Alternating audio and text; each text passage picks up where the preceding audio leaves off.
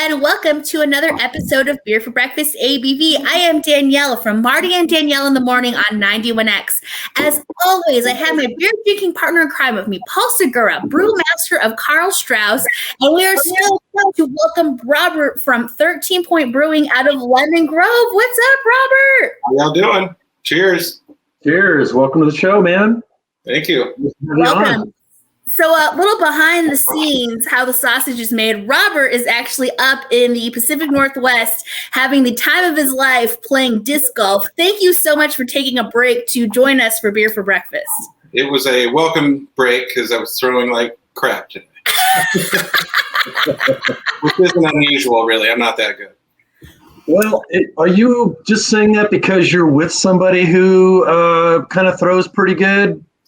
Well, both of my friends that I'm up here with right now are way better than I am. Who are you with, by the way? I'm with some friend Ravi, who I came up here to visit, and my friend that you all know, Mr. Colby Chandler. Yeah, I had a feeling. That guy. That fucking guy. You didn't want to, take over the whole interview or anything. We'll bring him in at the end. But okay. Let's get right into it. So you gave us Staring at the Sun, a 6% amber, right? Good old-fashioned amber. Nobody's making them. Is it an amber lager or amber ale? It's an amber ale. Easy peasy. Mm-hmm. So I asked that because it's really clean. And it has a nice lingering hop bitterness. I like this beer a lot. Yeah, me too. I like it because it's, simple to make, first of all. It's a nice, easy turnaround. It hits a lot of people's palates that don't like hoppy and don't like dark beer. Mm-hmm. So we're asked for an amber or a red daily. So there's no reason for me not to make something like this. So can you both explain to me, actually, why do we not see more ambers or reds in the community? They're being asked for. They're a good balance of it. Why don't we see them regularly? Because they probably don't move super quick.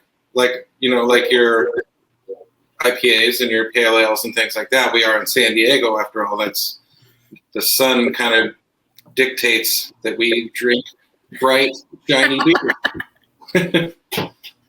So it kind of does. I also think it's kind of a style that was, popular like 10, 15 years ago, maybe, but now it's kind of made way for other styles like hazies and, West Coast IPAs and stuff. But it's still a great style of beer, and it's got everything that people who drink beer for the flavor want. It's just beer flavor.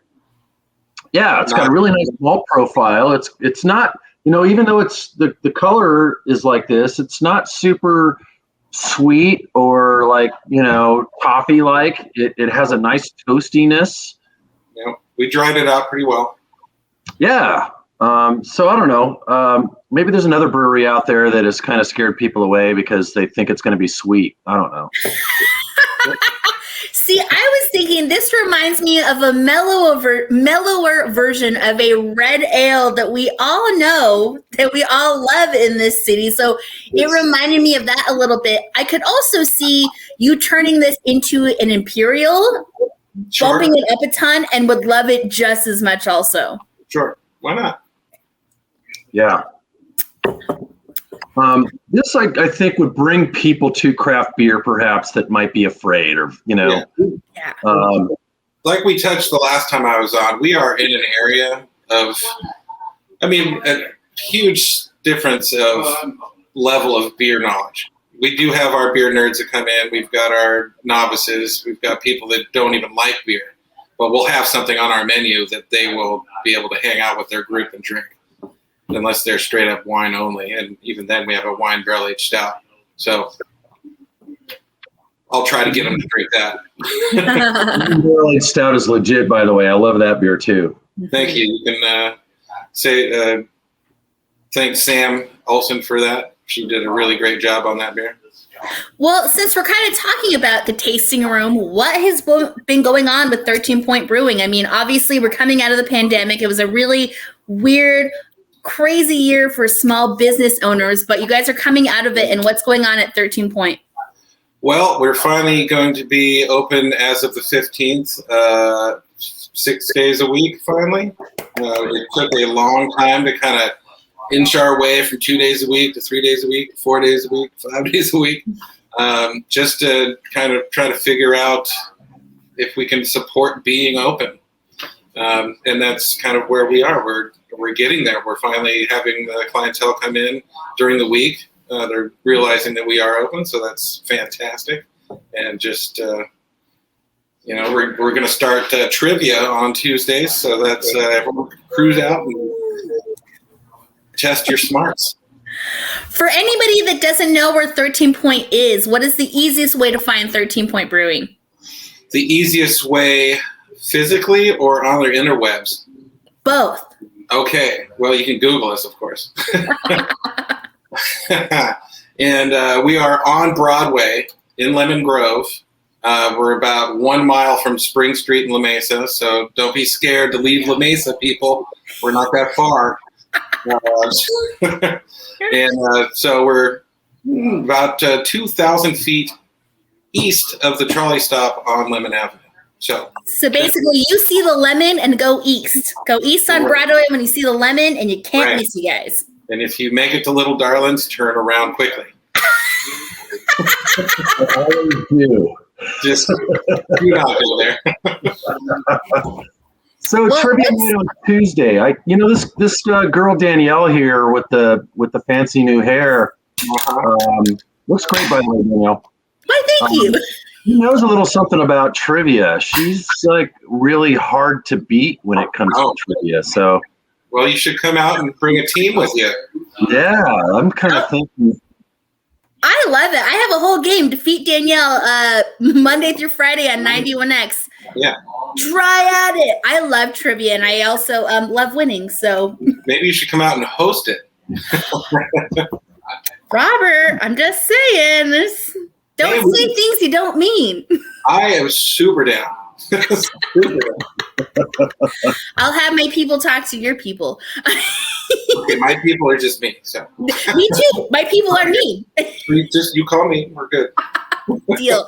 I do have to bring my beautiful blonde dog with me, Marilyn. I hope that's okay. He is absolutely a welcome and a gorgeous little pooch. I do want to commend you, Robert. Paul and I were in your tasting room a few days ago watching the Padre game. I brought my dog with me, and it was a really relaxing, just great atmosphere to enjoy a beer, hang with my dog, talk to other people, watch the game. It was really a very enjoyable time. Thank you.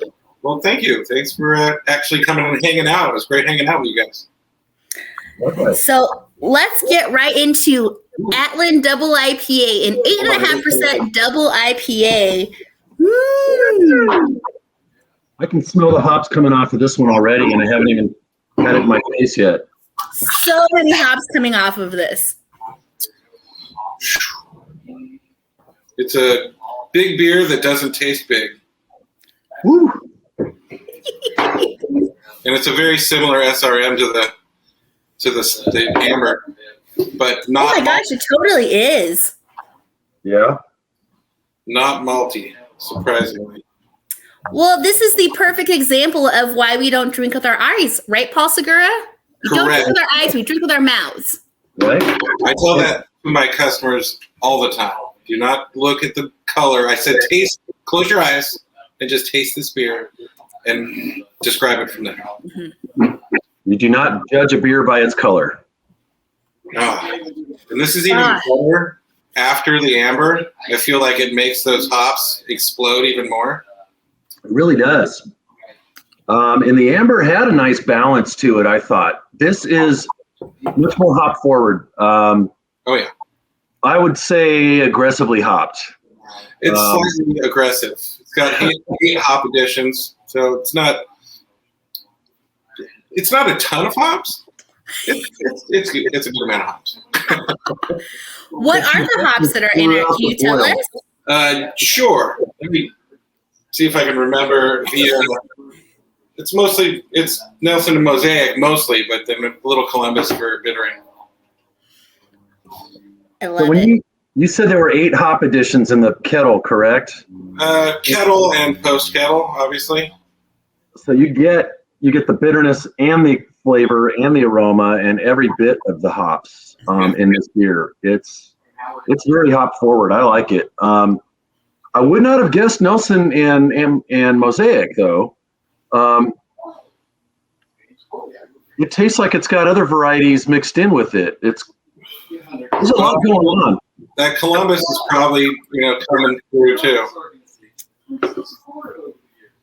It's really nice. It's got a nice grapefruit-like character, and it's got a little stone fruit going on. Mm-hmm.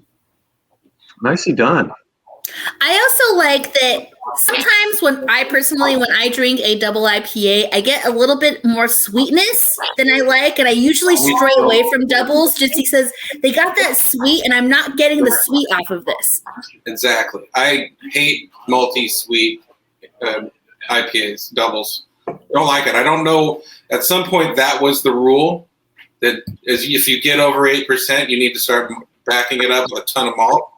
And it was not. I didn't drink them because of it. It was gross.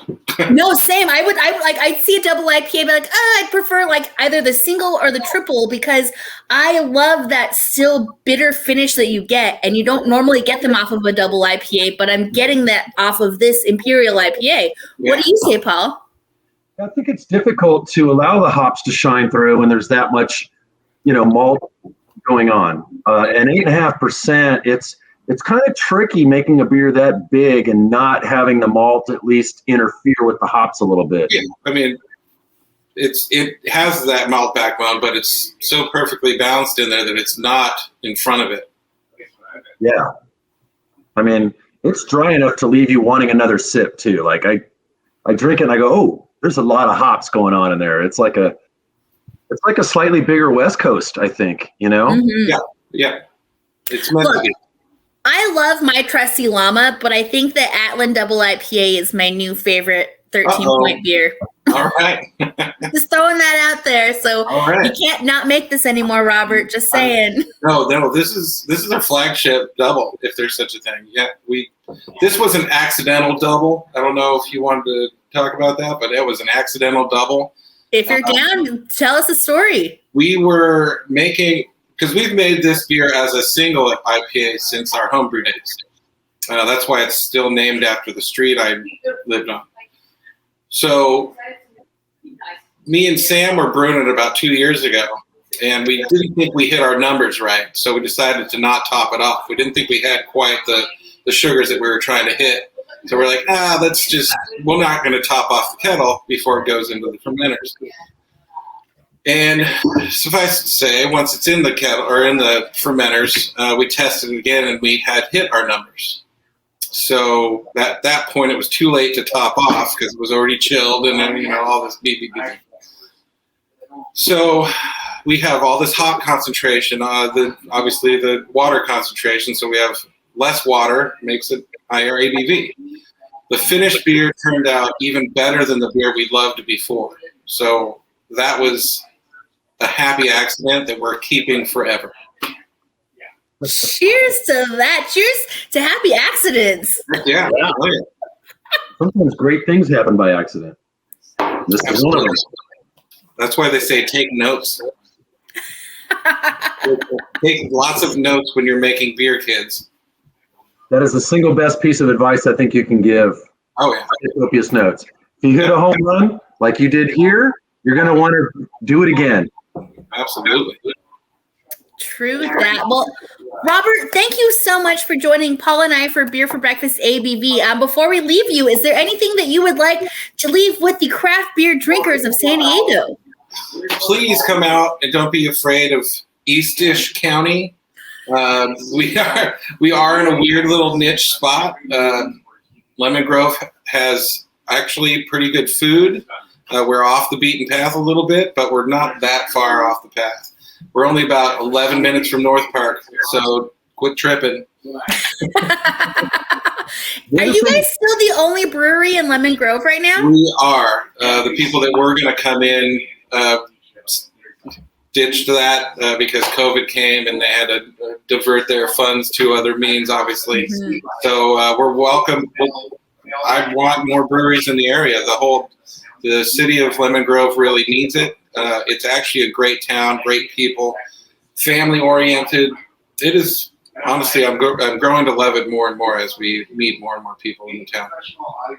It's the spot to be. Paul Segura, brewmaster of Karl Strauss, you have anything to leave with the people about 13 Point Brewing? Well, one of the things I like best about it, aside from, the cool vibe, the concert posters, being dog friendly, TVs with the Padre game, is that there's a taco shop right next door on one side and a fish and chips place right next door on the other side. So if you come hungry, and both of those go really good with Robert's beer, by the way. The fish and chips, Chef John's fish and chips, holy moly. Yeah. The fish. Yeah. Yeah. Well, I'm sorry you're hanging out with that brewer from Ballast Point. There. This guy over here? Yeah. Floating head? There he is. Mr. Colby Chandler, ladies and gentlemen. So, yeah, I realize when you're with him, a lot of bad things can happen. Please make it home safe. Okay, I'm letting the pilot fly us home. Well, Robert for 13 Point Brewing out of Lemon Grove, thank you so much for joining Paul and I for Beer for Breakfast ABV. Remember, every Friday morning, Paul and I do Beer for Breakfast on 91X, 91.1 on your FM radio at 9:10 Pacific Standard Time. You can download our app or stream us from 91x.com for free for Beer for Breakfast. We will be drinking beer from 13 Point Brewing. I cannot wait to expose Marty to 13 Point Brewing because I know he's never had it before. So with that, cheers to independently owned craft beer and radio in San Diego. Cheers, guys. Thank you. Support your local brewery, everybody.